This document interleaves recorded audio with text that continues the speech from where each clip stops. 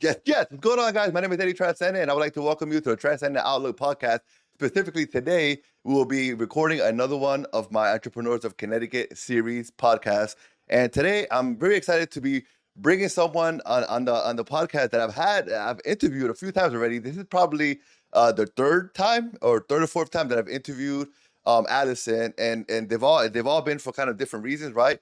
But she's an amazing young woman who's doing great things over in Danbury, Connecticut. And the last time we spoke, on the last time that I interviewed her, we talked about the possibility of talking to her about her startup, her business, right? She works a 9 to 5, but she has a startup that she's been working on for a little while now, and I'm super excited to hear about it, and I want you guys to hear about it too, because I just think it's super interesting, right? I don't want to give too much away because I want her to talk about it. So without further ado, let's go ahead and bring up Allison. Uh, Allison, Hi. what's going on? Hi, Eddie. Thank you again for having me. Before we start, I always want to say a thank you to you for opening up your platform to give us, especially Latinas and Latinos, a platform to speak. So I wanted to say thank you before anything. No. Listen, thank you for always saying, saying presente, saying yes, let's do it, and always being willing, to kind of come on here and do this, because a lot of people, they get afraid, they don't want to get in front of the camera, whatever, and you're always so willing to say yes, and so I love it. So thank you for the opportunity to be able to share this information that I think is gonna impact a lot of people out there, not just women, but just entrepreneurs in general, right? And we'll get to that in a minute, but I'm super excited because I don't know if you noticed, Addison, but for the most part, when I go into interviews, I go into them kind of blind, right? I don't know what's gonna happen. I don't know what's going on. I don't know the story, because I want to be able to learn the story at the same time as the listeners learn the story, because it makes it that much more kind of genuine, right? Right. And so I'm excited to hear this story about your business. Ask away. I'm ready. Oh man. So Addison, you're in Denver, correct? So I actually live in New Milford, but Oh, okay. I say Danbury because that's where everything is. That's my headquarters. Mom and dad are still there. My kids go to school in Danbury. I work in Danbury. My 9 to 5 is in Danbury. So that's home for me. Okay. I see. I did not know that. So interview you like 3 or 4 times. I had no idea that you do not live in Danbury. That's amazing. Now tell us a little bit about yourself before we get into SoLush and everything you got going on. Tell us about yourself. So, as you know, Allison wears a lot of different hats. The first thing is I'm a mom of two. I have a 10-year-old Gianni, and then I have a 2-year-old Julian. Um, I have my husband, who I call my third child because let's be real, they're like another child. And I work a 9 to 5. Um, SoLush is my side hustle. I'm also the co-founder of my husband's side hustle, J. Ruiz Cuts, which is a bartender. I'm sorry, a barber. uh, and then, I volunteer. I volunteer in a lot of different places. I know we've done interviews on those as well, but I think today we're here about SoLush. But Allison does Yes. it all. Listen, I do it all, but today specifically, we're going to talk about my mobile bartending. No, of course. But let's talk about that. Let's talk a little bit about doing it all, right? When did you start to do it all, or was it something that you were always like just intrigued and getting involved in different things? So I think the same way that the passion for my nonprofit, the working the nonprofit began, the same way the side hustle, the idea of a side hustle began. Yeah. When I became a single mother, it was just kind of like I wanted to do everything, but I felt like my resources were limited. So I never took that leap of faith. I've wanted to do So Lush since 2016. And the original idea is not what I'm doing today. But it's working for now. I have a bigger dream, a bigger vision for So Lush, but I didn't do it because of the fear of failure. I again being a single mom, it made it difficult to take that leap. Yeah. I think where SoLush actually happened was once I got married, and my husband was my biggest supporter in everything I do. It was like, no, you did my business, you made my side hustle thrive. So now it's your turn. You do what you want to do. Stop being afraid. If it messes up, I'm here. So yeah, my husband definitely was the person that pushed me to take that leap of faith. And I love it. I love it. I love it. Are your parents entrepreneurial at all or no? no. I no, but yeah. So my mother, she even to this day, she works like 2 jobs. So she's always had it in her to never stop working. Yeah. My father, unfortunately, he had a pretty bad accident, so he had to Oh, retire early.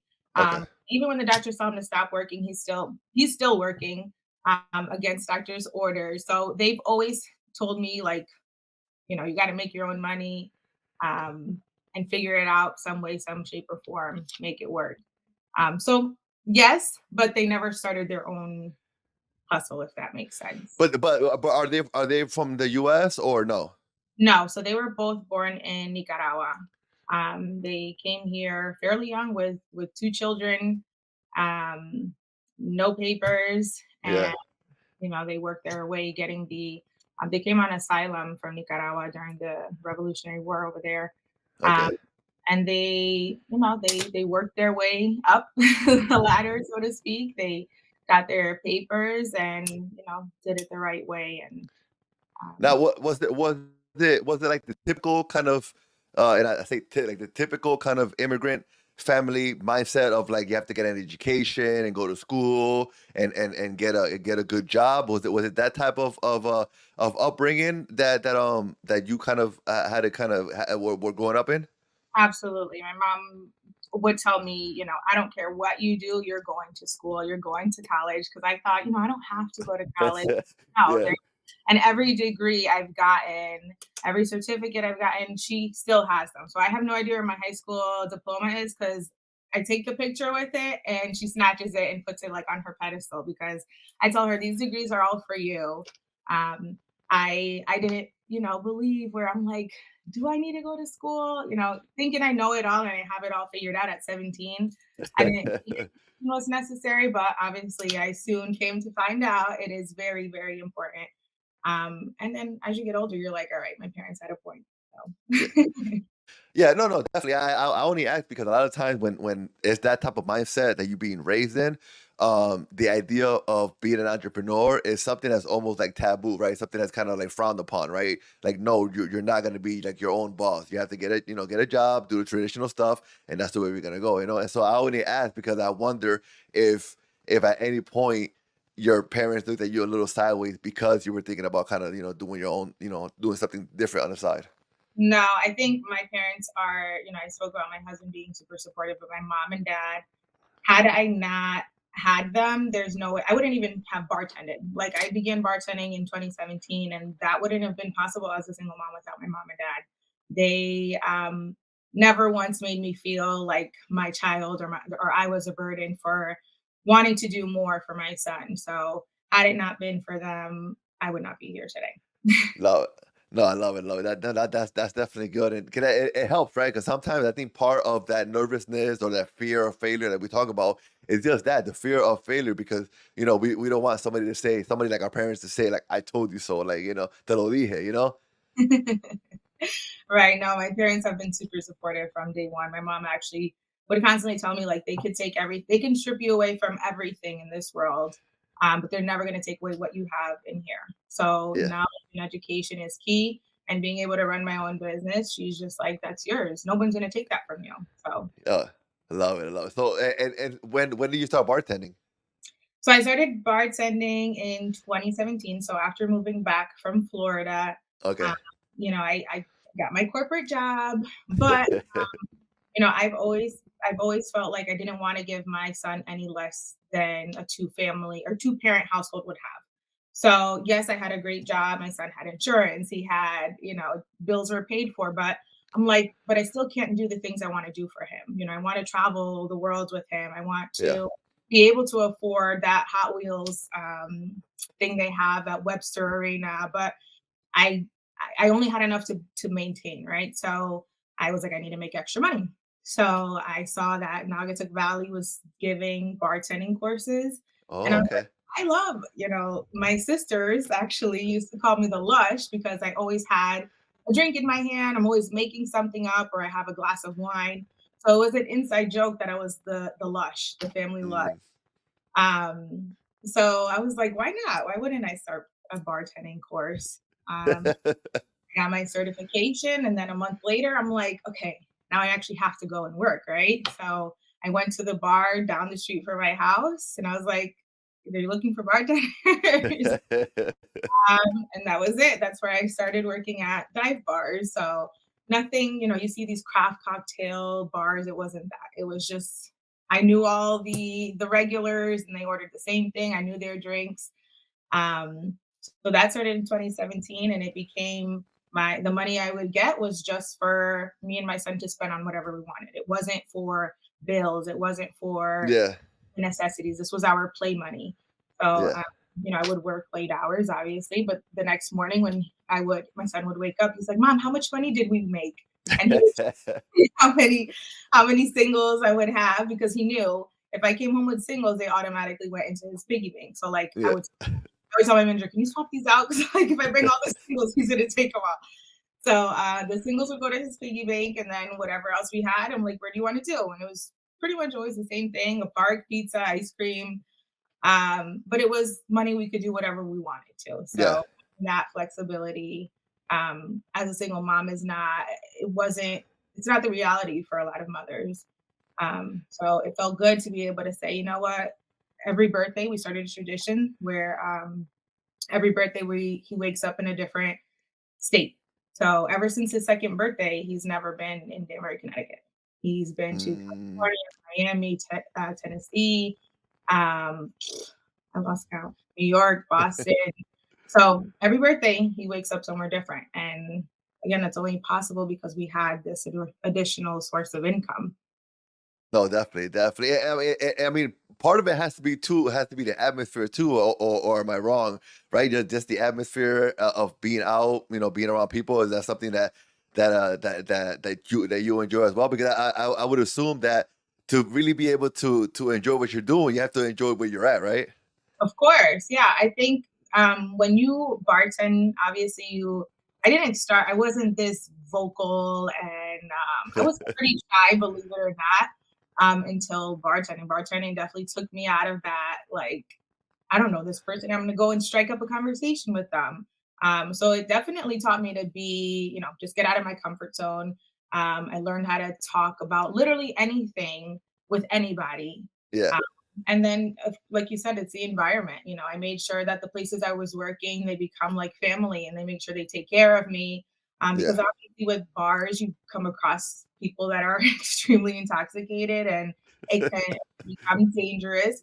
But the owners, the security, they know you, and they become like protective of you. So that's important to have as well, with any environment you're working. But bartending, I made sure to have that. and when did once you're there, you're doing your thing. At what point do you start thinking, I kind of want to do my own thing? Or was it around that time, It or like was when? it was way before I even bartended. I didn't Oh, want okay. necessarily bartending. And it's funny because while I was living in Florida, that's why I say SoLush began in 2016 before I even took bartending courses. So the name SoLush, obviously I told you the Lush. Yes. I was a family Lush, but my maiden last name is Solis. So SOL is my play on my maiden last name. Oh, okay, okay. And then I just thought it was a funny thing, like she's so lush, right? Um, Yeah. but then also, while I was living in Florida, there's like everything that can have alcohol in it. There's alcohol there. You go to the grocery store, there's alcohol. You go to Yes. Walgreens, Publix, there's alcohol everywhere. But at the mall, I was shopping, and I remember seeing there was this place that sold wine slushies, and I'm like, I'm gonna have to go and buy one. So I got this wine slushy, and I was like, I want one of these back home. I want to make one of these in Connecticut. Um, so that's where So Lush and then Slush, Yes. So Lush, Slush, right? Uh, Yeah. but then when I came home, I quickly found out the cost to operate anything with alcohol in Connecticut is extremely expensive. So that Mm. dream of a wine slushy bar kind of was like, all right, thought about it. It was an idea. I'm not wealthy enough to be able to make a wine slushy bar in Connecticut. Not yet. But again, Yeah. who knows what's going to happen years from now? It's still where it started, 2016, that was the original idea of SoLush. Um, and then with the bartending, I'm like, all right, I like bartending. I didn't think to do it as something on my own. Um, and then, I would do private events. So I would get hired for weddings or people would do things in their backyard. And it's like wealthy people, right? So I'm like, dang, if I could make this just in this one night, like, why wouldn't I do this a lot? Um, Yeah. so that I did a lot of them probably pre-COVID, 2017, 2018 is when there was like a lot of those events I was doing the catering with the catering companies. And then COVID happened. Everything got shut Mm. down, and I got married and had a baby. So there was no more bartending for me. And I was like, all right, that was a fun ride, but that was the end of me. Um, but then when obviously everybody went back to we opened up and then people are doing private events and not expanding it to this huge thing. Again, I'm working with catering companies and I'm like, this got put back in my head, like, again, you're making decent money doing these one for a few hours of my night. I have a family now, right? Like, it's not like I'm a single mom with just one kid and my mom and dad are going to help me now. I have a husband and now I have a baby. So it changes everything. So I'm Yeah. like, I can't work in a bar again. As much as I love making cocktails, I can't work in a bar. But this private event stuff is pretty cool. Um, so I'm like, all right, how do we make this a thing? So, coming from the world of like talking to a lot of people through my nonprofit, through the nonprofit, you got to socialize and Yes. see them hosting events and they have cocktails in their hands. So I'm like, okay, we're gonna do something here. My husband, with the barber shop, I'm like, we can host an event there, or we can find someone that we know and host an event, and I make the drinks. One thing led to another. I'm hosting yeah, now we're gonna do this all the time. It was started like networking events, right? Yeah. So business owners coming together, socializing, talking about what they do. And I tried it and that was it. Had a little bit of it and it was like, all right, that's a wrap. We're gonna do this full time, like Yeah. as much as I can for whatever. It was kind of like my trial run. And that was the beginning of SoLush. Is it an industry, like a busy industry, in terms of like, are there a lot of mobile bartenders out there? So I don't I feel like in Connecticut there's not a lot, but if you look in California, Texas, Georgia, uh, Okay. very popular in those areas. In Okay. Connecticut, I've looked because obviously I'm interested in learning more and learning, taking pointers from people in Connecticut because every state has different laws and requirements. Yes. And I haven't found many. I think I know two or three mobile bars, and they're usually trailers, which I haven't gotten Mm. to yet. So, I try to pick at those people in Connecticut to see, hey, what can I do for this? Like, is there a law against this? Um, and it does get tricky because in Connecticut, you are not allowed to, I can't sell liquor. So I have to be what's called a dry hire bartender. And that Okay. I show up with everything except the alcohol. So obviously depending on the package. So if you go for the top tier package, I would bring everything, all of the supplies except for the alcohol. Um, but those based on consults, you let me know what you want and we figure it out. But being that I don't have a liquor license, I can't bring the alcohol in the state of Connecticut. Okay. So you can't bring it, but you can serve it, correct? Absolutely, yeah. So Okay. no state of Connecticut doesn't have a requirement or like I don't have to be certified or licensed to serve. However, a lot of venues require it. Like if you're going to have a bartender, they want the bartender to be certified. And the certification, for me personally, I think that no one should serve without having a certification because the classes they give you is more so based on like the safety, not only for us as bartenders, but also for the consumers, right? We want to make Yeah. sure that we're not intoxicating them. That they're going to get home safely and that we're protecting ourselves as a business, right? So if something happens to someone, that's my name on the line. So although a certification is not required in the state of Connecticut, I would highly recommend it. Yeah, no, I was gonna ask that. How much of it will fall on you if you go to, obviously it's a private event, right? It's not your event. You're hired to come. You're a contractor to come help, right? Right. But if something were to happen to someone that was caused by their level of of how much they drank, how much of it would fall on you? That would probably majority on me, which Okay, is why I carry a license. I have general liability insurance. okay, So I have an insurance policy that would cover me, my business, should anything happen, God forbid. But again, this goes back to making sure with the certifications, like I yeah, was trained to not serve. So there are times where people might get upset. of I had course. an event where someone wanted to come down the bar, like, I'll just serve myself. I'm like, that's not how this works. No, we're not doing that. No, thank you. And I have to cut them off. Even though they're private events, and I understand, people feel like I'm with my family, so it doesn't matter. Unfortunately, as a business owner, I cannot take that liability. So I do have to cut people off. And so if I were to own a mobile bartending business, the only way that I can bring my own liquor is if I have a liquor license myself. Right. So in order for me to bring alcohol to any of the events and actually sell it, I do need to obtain a liquor license from the state of Connecticut. And they're extremely pricey and they do take a long time to get the approvals. But Um, the liquor license is for you or for the business? I mean, I know that it's your business, but is it like yours or the businesses?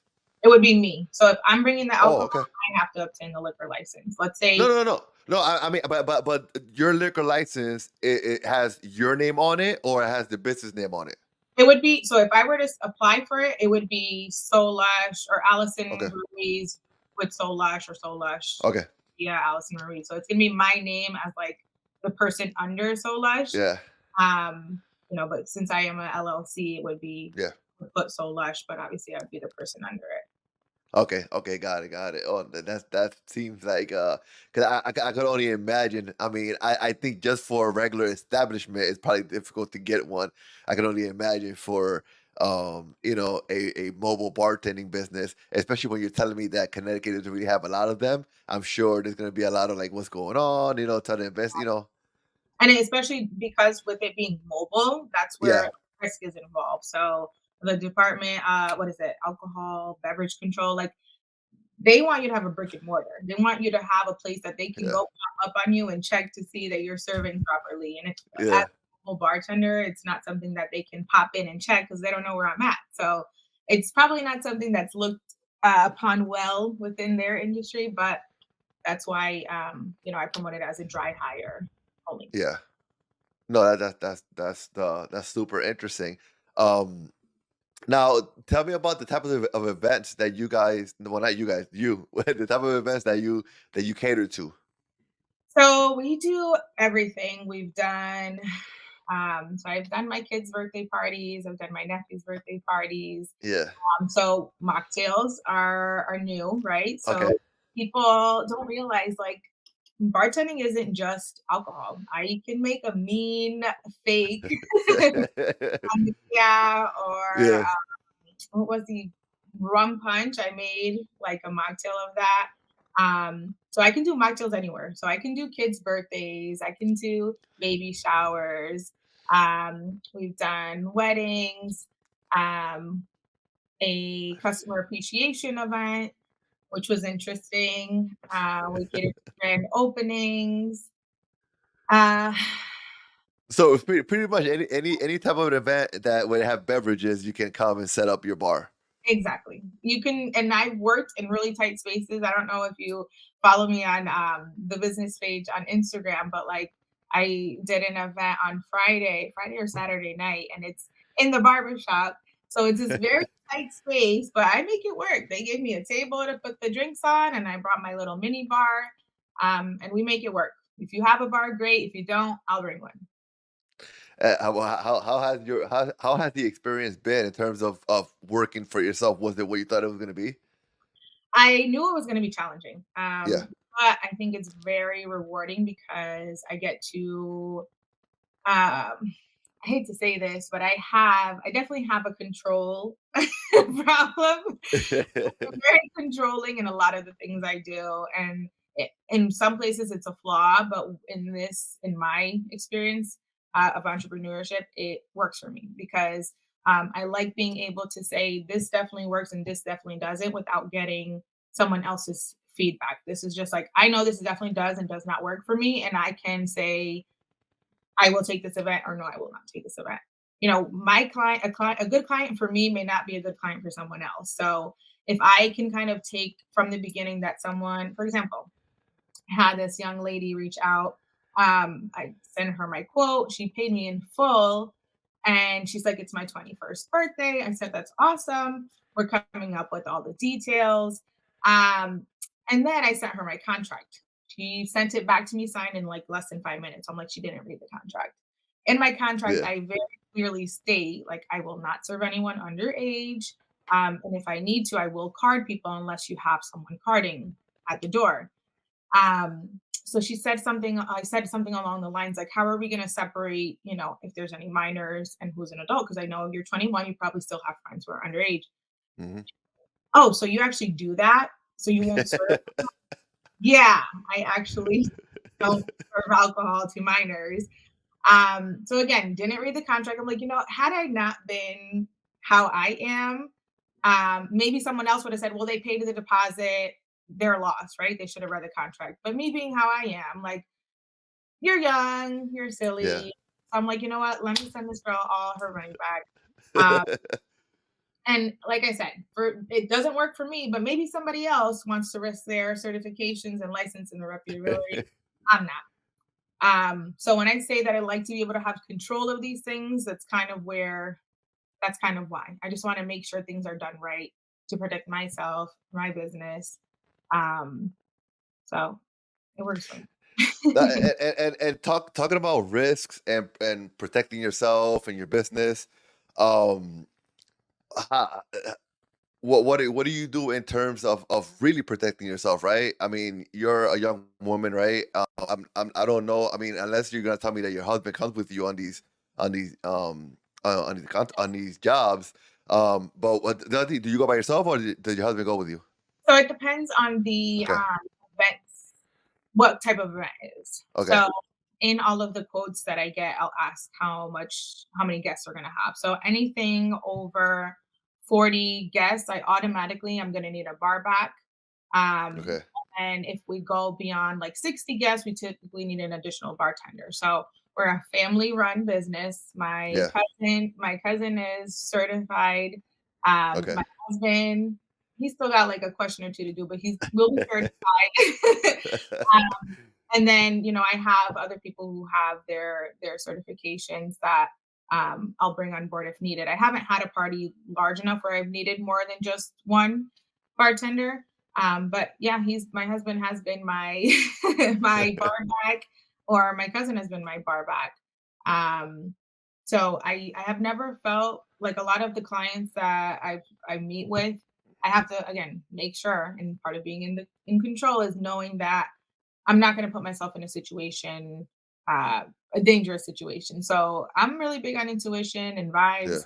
vibes. You can kind of pick it up within a conversation with someone, and thank God I've never had anyone that's made me feel uncomfortable or like I needed to bring my security with me. So Yeah, no, definitely, definitely. Now going back to just like talking about entrepreneurship and just talking about just making things happen, right? This is a thought that you kind of had in your mind, and you a little earlier you talked about how your husband was one of the folks, if not the actual the person who helped you kind of say, hey, like let's do it. You've been thinking about it, you've been talking about it, let's do it, right? So talk to me a little bit about just being able to go from having this thought in your mind to actually like making it happen and doing it. What was it like? What helped you get from one place to the next? I think honestly, I've had a really good, obviously the support from my family and from my friends as well. So I have pretty cool friends that are entrepreneurs, and Okay. I've seen them like thrive. And I remember I'm going to use one friend for example. Her name is Annalicia. I remember being one of her first clients for my lashes. and she started in a basement, and to watch her go from that and then where she is today to owning her own like boutique and studio. I'm like, my friend is doing her thing, right? And she has kids too. So I'm like, I can't keep using the excuse that I have kids, right? I can't Mhm. use the excuse of anything. Like excuses are done. And seeing Yeah. friends like her being able to thrive even with kids, and it was just like, yeah, I need to be able to do this. So having everyone, my family, my friends backing me, and also seeing people actually live in that, it was definitely a good push for me to just do it. So, so, pretty much the combination of having the support from your family, and but then also seeing other people, seeing that is possible, right? Not necessarily doing what you're doing, but just it's possible to just do your own thing and be successful at it, regardless of the family dynamics. Yeah, absolutely. I think that if I stayed in that fear, it's like with everything I've done ever, it's like if I stayed in the fear of it, I would still be in the same place I was 14 years ago. Or like I have to get uncomfortable to get comfortable. And not accepting I won't take no for an answer. So if I say I want to do something, I got to do it. And I'm the only person that's going to be able to achieve what I want to achieve. Like no one else is going to do the work for me. I have to put the work in myself. So No, most definitely. Now, what's your vision for SoLush? that's a loaded question because right now, short term, I want SoLush to keep thriving, Yeah. and connecting with other small businesses. So I want to continue with where we started. Like these networking events have been awesome for me, not just as a business owner, but for me as a person to develop, to learn different skills, learn different traits. Learn how to be politically correct sometimes because I've had I have a way with words sometimes. So Yeah. learning how to be that person for someone else who wants to start their business. So within the networking events that I've hosted, I'm going to be hosting I think it's my fourth one on April 5th in Danbury. Um, just making sure that I am who I was looking for when I was trying to start up this business, and just pushing them to keep going, connecting them with resources. Because maybe I don't have an answer for them, but well, no, I don't know how to do that. But you know what? I know she did this, so let me connect you with her. You need a photographer? I have three. I have three I could send you today. You need a caterer? Yeah. I got you there too. So just being that person to make those connections that they need. So that's like short term for SoLush. I want us to continue to be that, outlet and connecting people. Long term, I would like to have a mobile trailer. Um, Okay. and then long term and big long term, I would love to be able to finally have SoLush be a wine slushy bar. But Okay. I'm dreaming big, but there's nothing wrong with No, that. but your biggest dream is pretty much taking it back to where it all started, right? So that's amazing. Absolutely. No, most definitely, most definitely. Now, what do you call it? And we talked a little bit about how earlier in the interview we talked about how you and I have actually sat a few times and talked, but we mostly talked about obviously your community service and your and your work with the Latino Scholarship Fund and all that good stuff. Um, when you think about that work and you think about this work, what would you say is similar, and what would you say is different when it comes to this, right? Because I mean, obviously, they both bring you that the satisfaction because you love to be out there. But what would you say is similar, and what would you say is different? For the similarity is I'm still giving back. So within my business, if for example, I went to an event on Sunday where the raffle proceeds go to 100% of the proceeds go to a nonprofit. So of course, I give my gift certificates to any nonprofit that's anything that's going towards a nonprofit. I always donate my services. So that hasn't changed. I'm always going to be philanthropic in some way, shape, or form. The differences between working within a nonprofit and doing an entrepreneurship is probably um, I don't know what the right word to use is like maybe the assertiveness, right?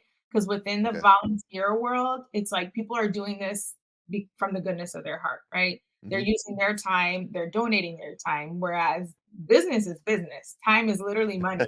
Yeah. So where I used to be, I still struggle with being a people pleaser. I'm trying to separate the two because I'm with the volunteer work. It's very easy to people please. It's very easy to, Yeah. oh well, a donor or sponsor is giving this. Like, let's make them happy because they're helping us out.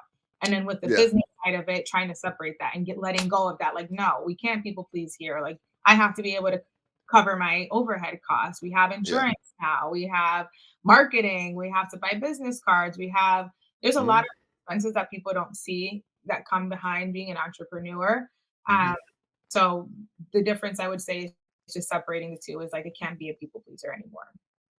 No, no, most definitely. Now, this particular interview, right now, people are watching it on Facebook, LinkedIn, and Instagram, and it'll be on YouTube later on. But people will also be able to listen to this on Spotify, Apple Music, Amazon Music, Google Play, etc. And so, for folks who perhaps are listening, and not watching, where could they find you? Where could they find your business? So you will get the best content on Instagram. So that's Okay. going to be SoLush mobile for my Instagram. On my Facebook, it's just SoLush, SoLush, for both my business platforms. And then there's a link tree that will bring you to the website, and you can do the request for a quote there as well. And the martini glass with the heart and whatnot. I feel like that because when I was looking and I was tagging a couple of things, there's a few other Soul Lushes out there, right? And I'm not sure what they do, but that particular name I saw it out there. But what I was able to tell which one was yours because I kept seeing that same, the glass. Yep. So I think I've had different variations of my logo. Again, Okay. I literally have, if I were to find it, I would have to send it to you. But my first logo was like a wine glass. It's always been a wine glass Yeah. with and a heart. I love hearts. I love the color pink and black. Pink and black are my two favorite colors. So, when creating the logo, I'm like, oh my God, you got to put a heart there. And then the martini glass, why not? So, I feel like branding is probably bigger than anything you can imagine. Yes. I didn't realize it until I went to the event Sunday and people knew me as like the girl with the pink and black, like pink and black Yeah. is Yeah. what's out. And I'm like, dang, like, so they might forget SoLush, but they're gonna know Allison, the one that has a pink and black business, with the martini glass in the heart. So even my little tumblers that I have, my logo, at the same thing. It's gonna be the pink and the black heart. So, Yeah, no, listen, I mean, that's just the way it is, Addison. Sometimes you think it's gonna be something, and it ends up being something else. For me, a lot of time, most of the time, people are like, "Oh, hey, yes, yes," and it's like that's just the thing. It's not even my name. It's not the podcast name. It's just yes, yes. That's just what it is. Luz, let's see. Luz just asked real quick. She said, Luz was asking me about the podcast on Spotify. Lose on Spotify, just put Transcendent Outlook. Put Transcendent Outlook anywhere, and it'll come up as for the podcast anywhere where you want to listen to it. Let me see. And then she said on Instagram, is the name SoLush to follow you? Yes, SoLush on Spotify as well. Yes. So Crystal says SoLush Mobile on Instagram. Yep, that's what it is, ladies. Go check her out. Go follow. It's amazing. Um, so Allison, I haven't done this with you because I've interviewed you on my other series, but on this particular series. And so what I do with this series is that I like to ask a couple of personal questions for my guests before we get off. Not super personal, but just something to kind of get to know you a little more. And so before we get off, I'm going to ask you some of these questions. The first question it's super simple. The first question is, what's your favorite dish? Now, okay. here's the thing. I don't want to get you in trouble. I know you. I know your husband is Puerto Rican. I know you. I know you're from Nicaragua, right? I don't want any problems for you, but I need to know. So, the difficult part of it is my oldest son is actually Dominican. My Oh, youngest is Puerto Rican, and I am Nicaraguense. So I will not say a specific dish because I'm a foodie. I love food Okay. all day long. Yeah. All places, but I'm not going to say a specific country. But the lomo saltado from Okay. Flor de Mayo in New York, I can have that literally every single day, and I will never get sick of Well, it. you know what? Let's just do this. Since you have the mobile bar and everything. What's your favorite drink right now? Because maybe it changes here and there, but right now, what's your favorite cocktail? So I actually have one right now, and in here Okay. I have the Crown Royale peach flavor, and I also added some champagne to it. So I'll do like a prosecco, and I mix it up with the Crown Royale. Okay, okay, I got you. And in terms of music, everybody loves music, right? What's your favorite genre of music? Ugh, easy, típico. Yeah, typical. Típico. So I love dancing, but I don't do salsa. So me and my husband, Oh my god. I do the basics, and he's trying to turn. I'm like, no, no, no. The last time you have to turn, we'll do the front, the back, maybe the side to side. But once you turn me, it's a wrap. But Oh, so your husband is like Puerto Rican, Puerto Rican. he's Puerto Rican, Puerto Rican. He came here when I think he was 18 or 20. Oh, okay. So he went through the school system there, graduated high school there, and then he came here. Oh, So he's official Puerto Rican. Like he's not even like I got the Puerto Rican flag up there, but I'm like I'm born here. Like what? He's like official, official. he's body body. That's what I call him, body body. I love it. I love it. But we Um, struggle with that, you know. He wants to do salsa all day. I'm like, no, I want to do my típico merengue y bachata. And Nicaragua, they dance it all. It's even salsa. And I'm just like, nah, I'm sorry, husband. Listen, Sister. I get it. I get it. Yo soy salsero. I love salsa, so I get it 100%. And your favorite song? What's your favorite song at the moment? I mean, it doesn't have to be typical. Just whatever song is like your jam at the moment. So my son is into music big time, and he has me with AJR into I don't know if you've heard of them before. The world's smallest violin. Like No. I can't explain to you why my son is obsessed with this band, and he sent me one of their newer songs, and I played it and was like bawling hysterically, and I can't explain why. So right now I'm into whatever my son likes, and it's AJR. I'm gonna have to look into that because I have no idea what you're talking about. I didn't either until he started playing for I think it was like last year he played one of the songs and he was like, "This is my favorite song, mom." And then my coworker told me he's like, they're coming to Hartford. I bought my son tickets to go, and it was like Uh, I'm telling you, I was hysterically crying, seeing how much passion he had for this band. It was a wrap. Now they're my new favorite that's band. awesome. That's awesome. Well, listen, before I let you go, I can't let you go without asking you to give us what the people who are listening, some advice. What's some advice that you can give to a young entrepreneur out there who perhaps has a dream, perhaps has something that he or she wants to do. Maybe they're stuck, maybe they're not. But what is the piece of advice that comes to mind that you could give a young entrepreneur?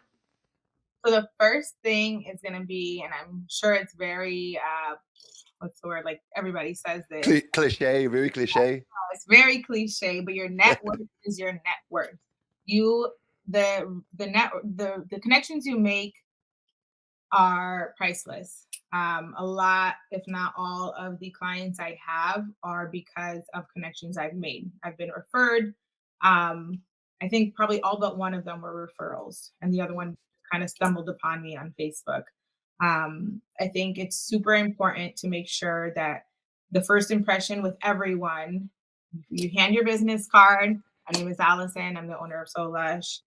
Here's my card. Follow me. And then actually interact with these people. Like make sure that they know that you're actually going to support their businesses as well. So as an entrepreneur, it's not just about receiving. What are you going to give me? What are you going to give me? Give me business. Can't be selfish. You got to also support other small businesses. All we have is each other, right? So if you support me, let's make it mutual. Like, don't make it a one-sided thing. Use your resources. Reach out to the people you know. use your brand and run with it. Don't let anyone, don't hide behind it. You are the face of your brand. Say that to the world. Don't be shy. Um, Yell it at the top of the mountains. That would No, be my. no, no, and no, and that's good. I think it's so important to understand just the importance of the people who you have around you and the importance of connecting with people, right? I think sometimes we do get stuck in that place where it's all about us, right? Us, and it's like no, we have to get out there, we have to talk to people, we have to communicate, you have to get out there because what one of the best marketing that you're gonna get is gonna be that word of mouth, right? And so just getting out there talking to people, that person you're talking to may not be your customer, but his friend or his family member may be your customer, right? And so it's important to talk to folks and be happy and excited to talk about your business. That's your baby. Absolutely. And like I was saying before, even if it's not the client or customer for me, it is for someone else, right? So I might connect with someone, it doesn't work out, but that doesn't mean that I wouldn't wish it for someone else. So if there's someone else in the same industry, is also making it about collaboration and not competition. Um, Again, just supporting each other. Love it, love it. If you're watching on YouTube, please make sure you go down to the description of this video and you'll be able to find all the information there, how you can get in contact with Allison or how you can find information on her business. If you're listening on Spotify and Apple Podcasts, if you're on Google, wherever you're at, go down to the description and you find all the links to be able to contact her if you want to hire her, if you want to find out more information. Please go down to the description and it'll be all there. Before we go, Crystal says, keep moving forward, Allison. Many, many blessings. Can't wait for that wine slushy. Thank Um, Beautiful. Allison, thank you. you so much for Sorry, I just wanted to throw out there, so any nonprofits that go ahead. are hosting any events, any raffles, and you need a donor, please reach out to me. I would love to be able to assist for nonprofits. You know what? I want to clip this, so let's do that again. Let's do that again. Let's start from the top, Okay, and maybe go into detail a little bit, and then I'll clip it, and then we'll post it. Okay. sounds good. Thank you. So I'll ask the question, and then you'll answer it, and then we go from there, right? So Allison, tell us a little bit about how you could work together with nonprofits to help them in whatever way you can with your business. Absolutely. So, for any nonprofit that is a 501(c)(3), I would love to be able to donate my service to a raffle. Maybe there's a silent auction that you're hosting. I would love to be able to provide my services to benefit your organization. So, please feel free to reach out to me directly. Perfect. I love it. I love it. And I'm gonna take you up on that because you're coming up for the Sunset Cruise in July, and I'm gonna have to use that for one of the raffles. Definitely. Maybe Crystal will be there, and maybe Crystal will win it. Who knows? Hey, Beautiful. Listen, Allison, thank you so much for your time. I really appreciate you coming up here talking about your business. I'm super excited for you. I'm excited for what you guys are doing. I'm excited to hear that you have the support of your husband. I think that's so important. To be able to have your spouse kind of ride with you. And to know that it's a family business makes me even more excited. So thank you so much for your time today. thank you so much for having me. I'm gonna take you off, but don't go nowhere so we can chat once I get all these people out of here. So don't go nowhere. Thank you for your time, and hablamos ahora, okay? Sorry. Okay, guys, thank you so much for tuning in to this episode of the Transcendent Outlook podcast. I really do appreciate you guys' support. If you haven't done so already, if you're on YouTube, if you haven't done so already, please make sure that you subscribe to uh to this channel. If you're not on YouTube but you're still watching, you see that right there? YouTube.com/Eddie_Transcendent. Go there, hit the subscribe button. Ayúdame. You guys are my oxygen. I need you. Go subscribe to the page. Check out the interviews that I have going on there. I would really, really, really appreciate it. Um, Again, guys, thank you so much for the support. The idea here is you to be able to get some exposure to people who are just doing great things, right? And so I can't do that without you and without your support, and so I appreciate your support. If you haven't done so already, please go check out some of the other interviews I've done. And stay tuned. We have a lot more interviews coming up super soon, guys. Thank you for your support tonight, and don't forget, be transcendent.